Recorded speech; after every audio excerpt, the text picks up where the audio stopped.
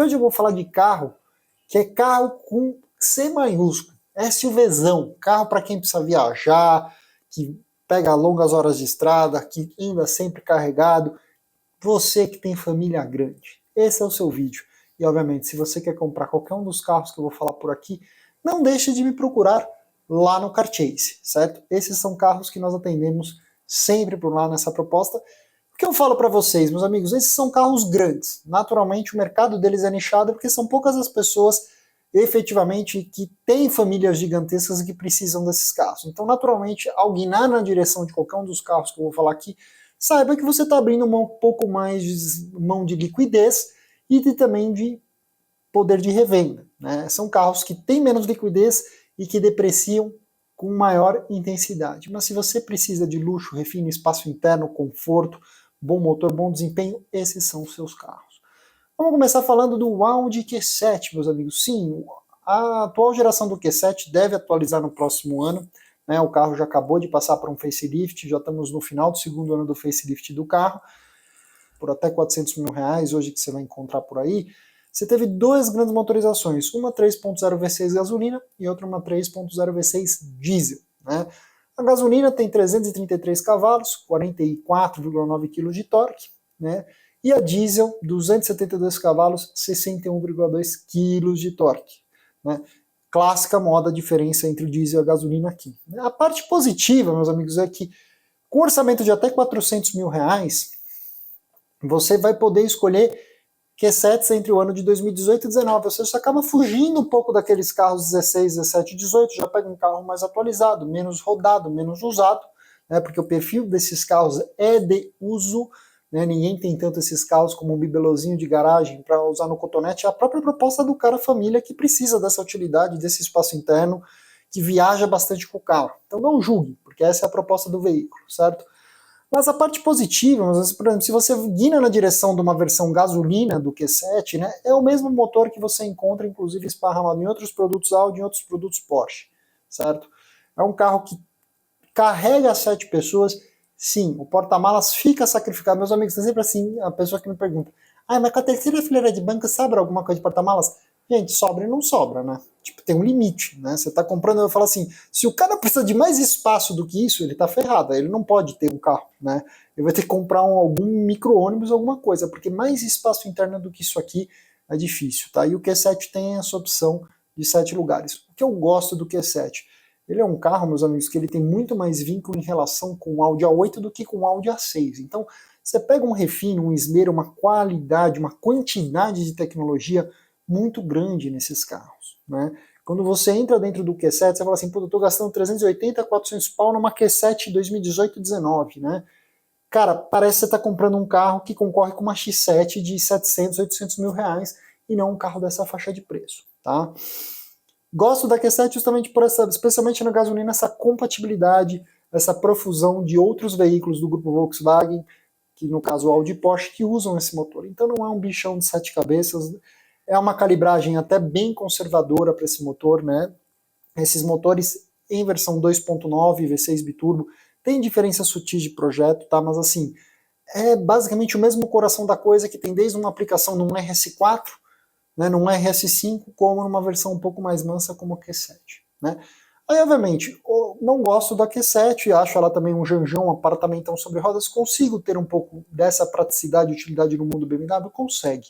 Né, na faixa de entre 2017 e 18 até 400 paus, você vai ter acesso com uma certa facilidade a X5 30D, né? Que assim, aí você vai falar, pô, Corey, não vai falar da M50D? Vou, cara, a M50D é brilhante, mas qual que é a diferença da M50D para 30D? 2 turbos a mais. Claro, a M50D é um carro de 381 cavalos, mais 70 kg de torque, mas é um carro com mais complexidade, mais coisas para envelhecer e dar problema. E vamos ser sinceros, não quer dizer que a 30D é um carro ruim, né? Porque a 30D tem 258 cavalos, tem 57 kg de torque, tem um câmbio ZF de 8 marchas que é pra lá de bem calibrado. BMW disfarça muito bem a história de turbo lag, coisa que nem Audi nem Mercedes fazem tão bem. Então, e é um carro que, puta, não tem aquela sensação de apartamento e janjão tão grande quanto a Q7. E o melhor, se você tiver sorte, você encontra uma das raríssimas versões do carro que foi equipado com o opcional da terceira fileira de banco. Existe, é raro, Se você precisa dela, beleza. Que tem muita gente também que compra o carro e fala assim, mas tem espaço para terceira fileira de banco e nunca vai usar. Só está procurando um belíssimo porta-malas que vem junto disso geralmente, certo? Mas o X530D é um carro muito mais fácil de encontrar em bom estado do que a M50D. Por que eu estou falando da 30D e não da M50D aqui também? Né? Cara, nessa vizinhança de valores, a diferença está em 2, 3 anos a mais de uso e mais quilometragem. Então, se você achar uma M50D 15, 16, com baixa quilometragem num puto estado legal, show de bola, dá para encarar também. Foguete, impecável, irretocável.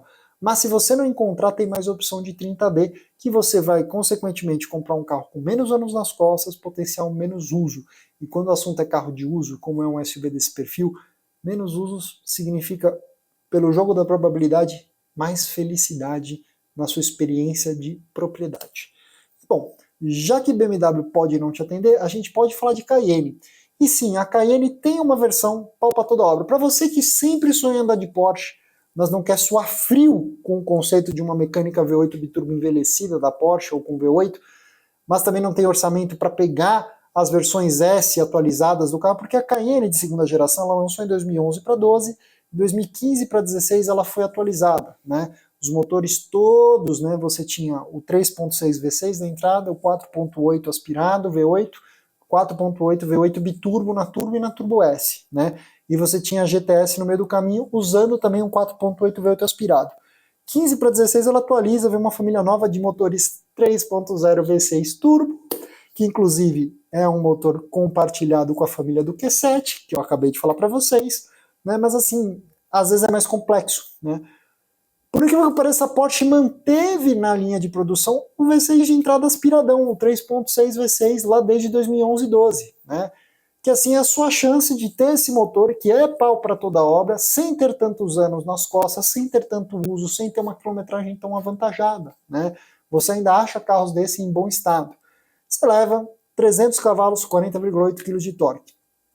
Acredite em mim, é um pouquinho sonolento para uso em estrada, em alguns aspectos, assim, não dá para xingar, gente. É que talvez assim vai rivalizar o desempenho das diesel que eu acabei de falar aqui para você, né? Mas é um motor aspirado, sem turbo, então não tem torque em baixa, precisa girar um pouquinho mais. Mas é a Cayenne simplificada, né? Cofre de motor amplo, arejado, fácil de dar manutenção, né? É um carro que tem um baita de um porta-malas, tem aquela sensação de Porsche dentro que você entra, você vai ver o escudão Porsche ali. Tem algumas simplificações de cabine, tem material de coluna, revestimento da parte superior do painel, da porta, mas quando você olha assim, você vê aquele bancão gostoso, aquele volante Porsche, né? Você tem uma sensação que você entrou num Porschão, sim, né? Quem conhece Porsche talvez pegue essas sutilezas, esses detalhes de botão de seletor de modo de condução, de escape e tudo mais, mas a real mesmo, meus amigos, é que, cara, tudo não terás. É uma chance de você ter uma Cayenne não muito velha com uma mecânica mais simplificada, mais fácil de viver e conviver, né? Eu não teria oposição nenhuma para quem quer ter o Porsche. Uma Cayenne dessas é uma das coisas mais sensatas até 400 mil, porque você compra uma dessas daqui 17, 18, cabe no teu orçamento, certo? Bom, aí indo para o outro lado do muro de Stuttgart, né? Você vai ter também a hipótese de comprar Mercedes. Em Mercedes você tem duas grandes opções. A primeira delas é o GLE 350D, tá? Carros 2017 e 18, que são equipados com aquele V6 turbo diesel que chegou em 2014, que faz um puta de um trabalho legal. Ele é até mais torcudo que o V6 turbo diesel da BMW, aqui nesse caso comparativamente a versão 30D da X5. Ele tem 63,2 kg de torque e faz dele o carro mais torcudo de todos que a gente falou por aqui, certo? O motor rende 258 cavalos, a vantagem de uma GLE 350D versus uma ML 350D mais antiga é que você já leva o câmbio de 9 marchas, ou seja, mais escalonamento, relações mais curtas, ou seja, aumenta a autonomia, melhora a resposta desses carros. E obviamente, puta cara, é a GLE. GLE concorre com a Cayenne, concorre com a X5, é um carro de porte médio. Tem espaço? Tem. Hoje, inclusive, o GLE 350, o GLE 400D atual, que substitui esse carro, tem a opção no Brasil da terceira fileira de banco. Eu não me recordo de ver a terceira fileira de banco no GLE. Mas se você precisa do apartamento maior que a Mercedes tem para te oferecer, existe um carro que é até difícil de achar em bom estado, porque é comprado por gente que viaja pra caramba, que é o GLS 350D. Entre 2016 e 2018, Unidades com até 40, 45 mil quilômetros você encontra aí no mercado, né? A vantagem é que é certeza dos 7 lugares, né? É o mesmo trem de força da GLE, que eu acabei de falar para vocês, mas um carro mais espaçoso. Tem uma concepção, uma construção diferente, né? É um carro mais espartano, mais bruto, mais espaçoso. Teoricamente, o GLS deveria ser paralelo ao que é um Classe S, mas não é. O carro tem simplificações, é um carro até mais utilitário do que a própria GLE. Na realidade, se você pegar e olhar friamente para esse carro, o concorrente direto do GLS 350D seria a Land Rover New Discovery, que de New já não tem nada porque ela já é velha e já está sendo atualizada agora. Por isso que as montadoras eu nunca entendi porque eles chamam de New, né, uma versão de Land Rover. Na realidade é a Discovery 5, certo? Mas se você me perguntar 10 vezes de 10, eu até entendo o luxo, o conforto, o refino da Discovery, é um bom carro, é uma experiência. Por que você não fala de Land Rover, Corne?